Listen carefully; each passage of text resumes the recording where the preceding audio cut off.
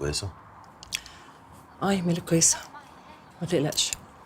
مش عايزة تقولي لي مالك ولا أسرار الشركة بقى وكده وعاوزة تخبي؟ أكيد لأ، يعني كان في اجتماع مجلس إدارة النهاردة وعايزين يمشوا ناس وهيغيروا ناس من التيم عندي. يعني عادي يعني يا مالك، شوية مشاكل. ماشي يا نور، بس أنا مش مرتاح.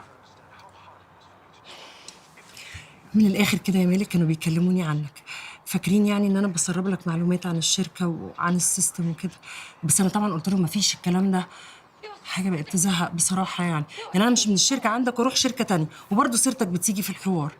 طب بس بقى خلاص، عاوزين أتدخل. لا طبعا ما تتدخلش. انت عايزهم يقولوا ان انا بحكي لك كل حاجه، وبعدين انا حذرتهم وقلت لهم لو اتكلموا معايا في الموضوع ده تاني انا همشي من الشركه.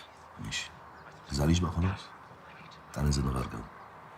طيب ماشي. هتفك بقى. بحاول اهو.